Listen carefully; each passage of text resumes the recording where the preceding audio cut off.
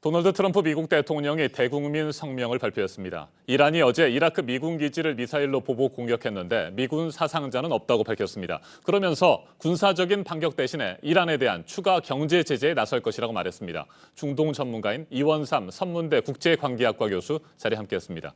어서 오십시오. 예, 안녕하세요. 네, 트럼프 대통령이 전면적인 군사 충돌을 피했습니다. 이거 어떻게 평가하세요?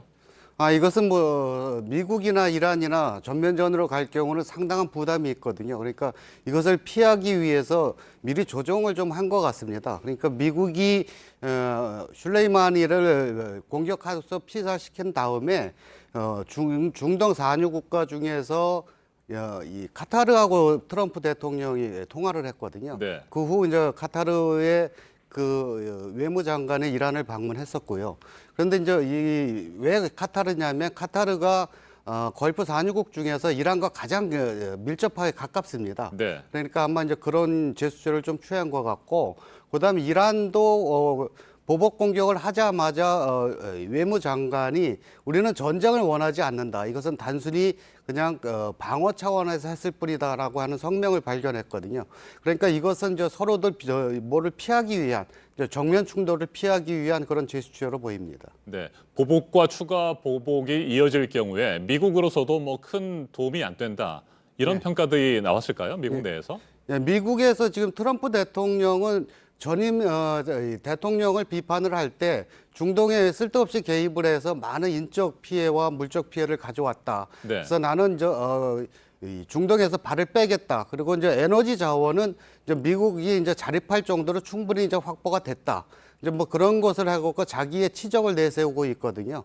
그런데 이제 그런 것들이 전면전으로 가게 되면 다시 참전을 해야 되니까 이제 그런 것들을 위해서 이제 나는 그동안에 이제 이런 전임 정권에서 못한 것을 확실히 했다라면서 지금 선거용 멘트를 날리기 시작을 했습니다. 네, 트럼프 대통령이 이란을 상대로 살인적인 경제 제재를 추가로 하겠다고 선언을 했습니다. 이 부분은 이란 경제에 어느 정도나 큰 타격을 입힐 것으로 보세요?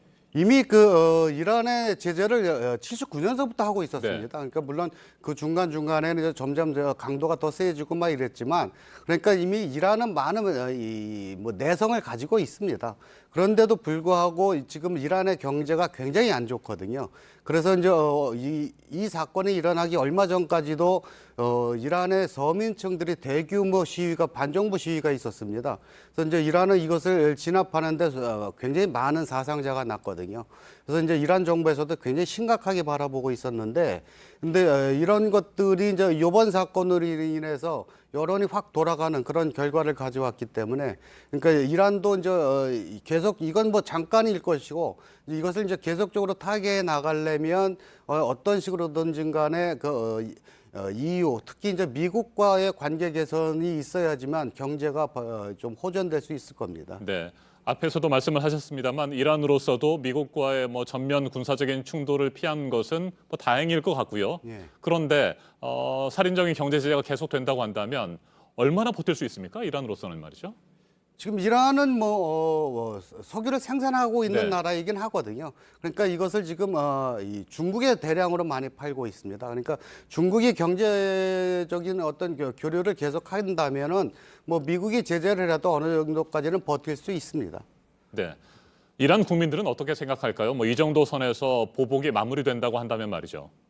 지금 이란은 정보를 통제가 가능한 국가입니다. 그러니까 일반 국민들한테 이번에 이제 보복을 제대로 했다 뭐 이런 식의 네. 선전은 할 수 있습니다. 그런데 이제 문제는 그게 아니고 이제 꾸두스군입니다. 꾸두스군은 자신들의 사령관을 잃어버렸거든요. 그리고 이제 이 꾸두스군은 해외 정보력과 조직력을 가지고 있습니다. 네. 그러니까 자신들이 직접 안 하더라도 친이란적인 그런 이 친이란적이면서도 반미적인 그런 단체를 통해서 얼마든지 공격을 할 수 있거든요. 지금 바그다드에 떨어진 것도 아마 그냥 그런 종류의 하나로 생각을 하는데 그런 종류는 종종 좀 있을 겁니다. 네. 이란 혁명 수비대 쿠드스군 차원에서 대미 항쟁이 계속될 가능성이 있다 이렇게 보시는 거군요. 네, 그렇습니다. 네. 그러니까 이 꾸두스군은 그동안 시아 벨트, 그러니까 9.11 테러 이후에 시아권 벨트가 형성이 됐거든요. 그러니까 이란을 중심으로 해서 그 옆에 있는 이라크, 시리아, 레바논의 히즈볼라 이렇게 네. 이제 연결되는 것이 있었는데 이 지역에서 반미 항쟁을 계속했던 그런 것을 조직한 것이 바로 이 꾸두스 군들입니다. 그러니까 미국이 사실 그 슐레이마니를 공격했던 것도 바로 그 이유거든요. 그러니까 이제 아마 슐레이마니는 비록 제거됐다 하더라도 아직 그 조직 자체는 살아있기 때문에 그 조직을 갖고 계속적인 공격을 할 것 같습니다. 그렇다면 미국과 이란 사이의 추가적인 군사 충돌 가능성은 여전히 있다 이런 말씀이시군요. 네, 그렇죠. 근데 지금처럼 이제 전면적인 곳까지 가려는 그런 위험보다는 이제 국지적인 이제 테러 형태로 나타나겠죠. 네, 이번 사태를 바라보는 중동 국가들의 생각은 어떨까요? 뭐 제각각 이해관계에 따라서 조금씩 다를 것 같습니다.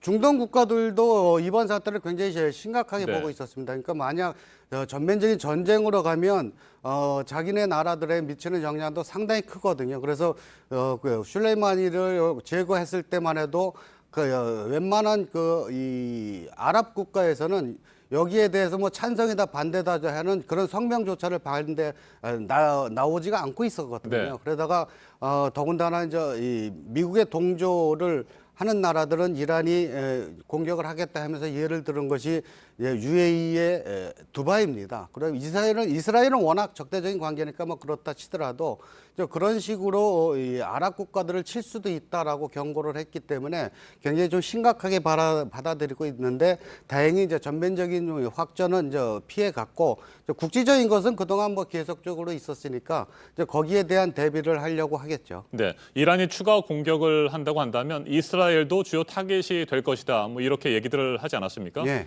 현재 이스라엘의 지금 태도는 어떻습니까? 별 얘기가 나오지 않는 것 같아요. 이스라엘은 뭐 당연히 이제 미국 편입니다. 그래서 이제 이란을 비난하고 있지만 이란이 이스라엘을 공격을 할 때는 이란이 직접 하지 않습니다.